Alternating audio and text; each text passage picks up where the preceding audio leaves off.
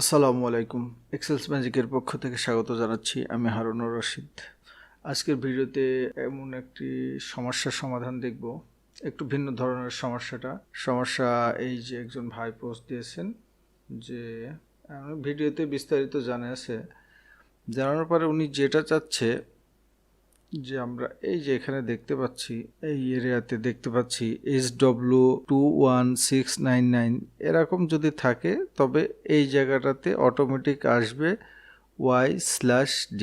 আবার এখানে SR21699 এটা যদি আসে তাহলে S/R আসবে।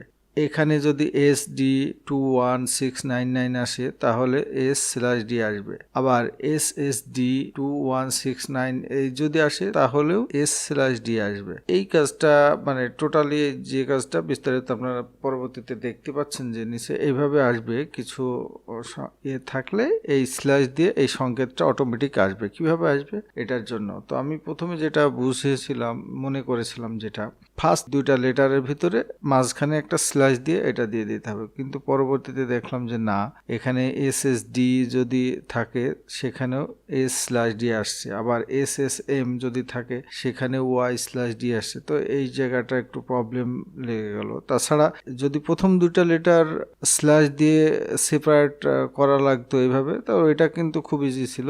মিড ফাংশন দিয়ে এটা করা যেত, একটা স্ল্যাশ দিয়ে দিতে হয়ে যেত। কিন্তু এই কাজটার জন্য একটু জটিল হয়ে গেছে কাজটা, সহজ কাজটা। তো এটা কিভাবে করলাম, কিভাবে আমরা সমাধান করতে পারি সেটাই আজকের ভিডিওতে আমরা দেখব। তো যাই, এখানে মনে করেন ওনার এই জিনিসটা এই একটা নাম লিখবে, আর এই বাম পাশে এই জিনিসগুলো অটোমেটিক চলে আসবে। একটু জুম করে নিই আমি। ওকে, এটা জুম, এই উনি এই জিনিসগুলো লিখবে যখন এটা হচ্ছে ওনার প্রোডাক্ট আইডি।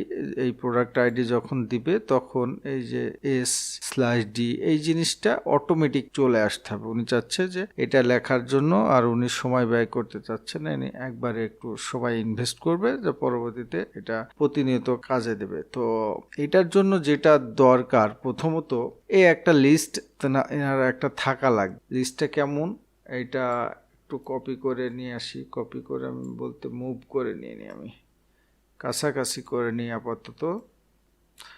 এই এরকম একটা ওনার লিস্ট একটা থাকা লাগবে। ওনার কতগুলো আইটেম আছে, যেমন SDর জন্য S/D, SWর জন্য Y/D, SR এর জন্য যদি শুরুতে যদি SR থাকে তাহলে তার জন্য S/R হবে। SSD যদি থাকে সেটার জন্য হবে S/D।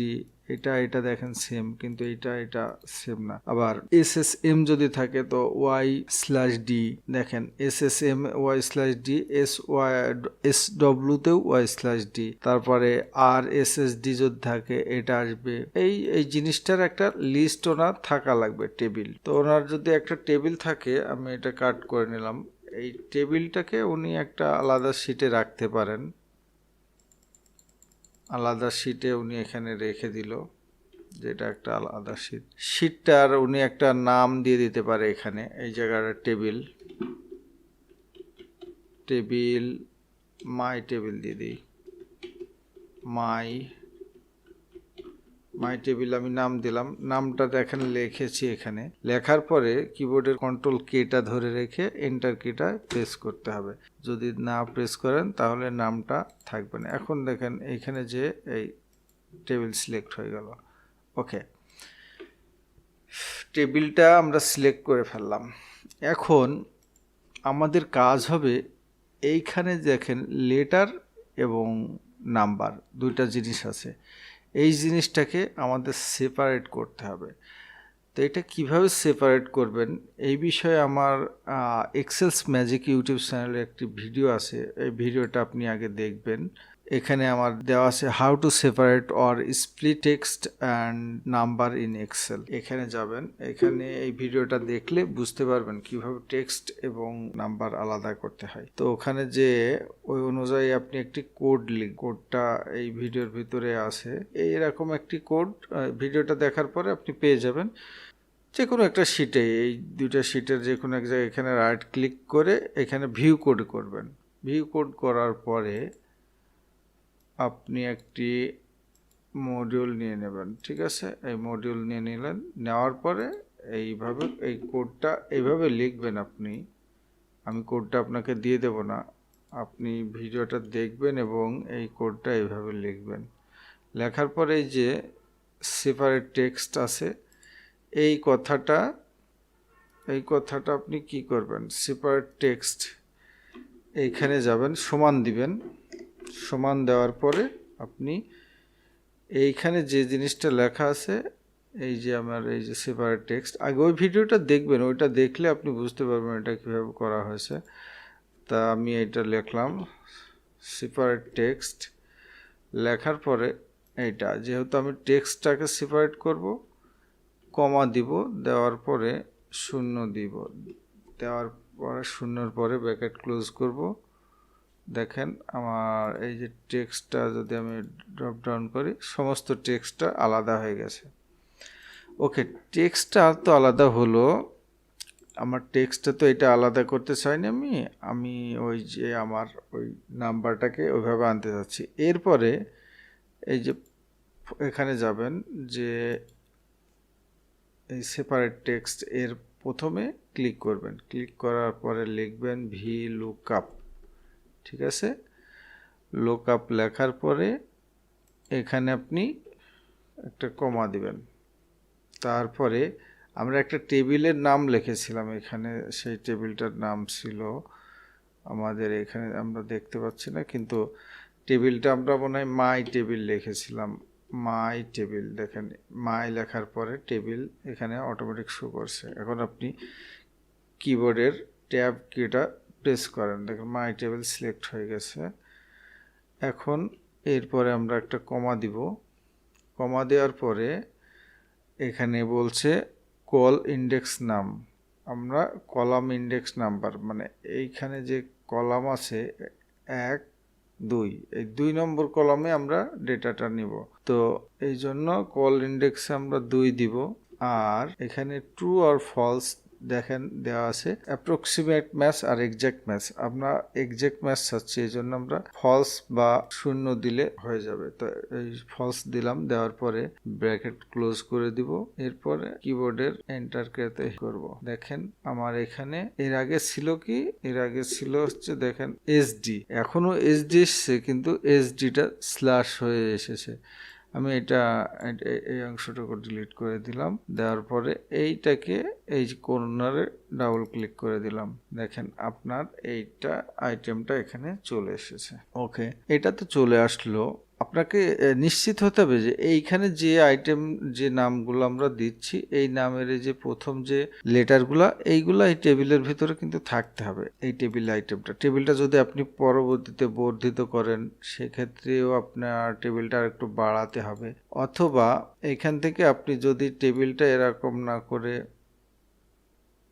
এইভাবে যদি নিয়ে নিতেন, টেবিল আকারে ইনসার্টেড টেবিল করতেন, তাহলে এখানে হেডার কিন্তু সিলেক্ট করতে পারবেন না, কারণ হেডার সিলেক্ট করলে এই প্রথম 2টা বাদ চলে যাবে। তো এইটা যদি দিয়ে দেন, এই টেবিলটার আবার একটা নাম দেখেন টেবিল 1, ঠিক আছে? এইখানে যদি আপনি আবার নতুন নতুন আইটেম যোগ করেন, তাহলে টেবিলটা আবার বেড়ে চলে যাবে। মনে করেন আমার নাম দিলে HARUN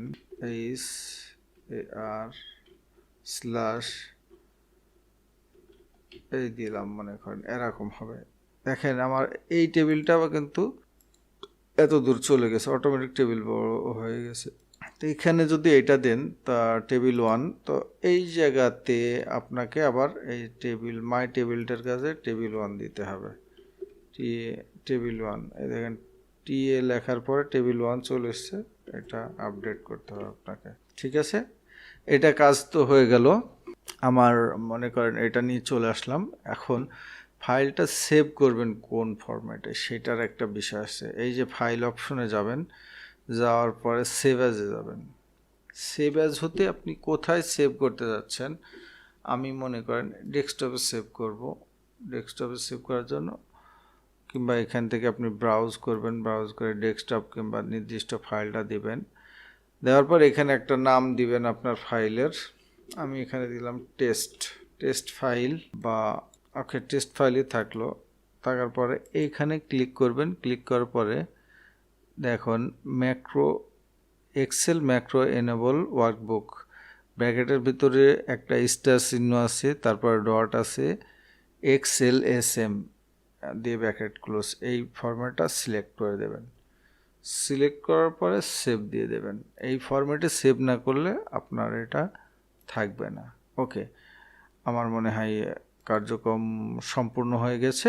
আর কোনো সমস্যা থাকলে জানাবেন।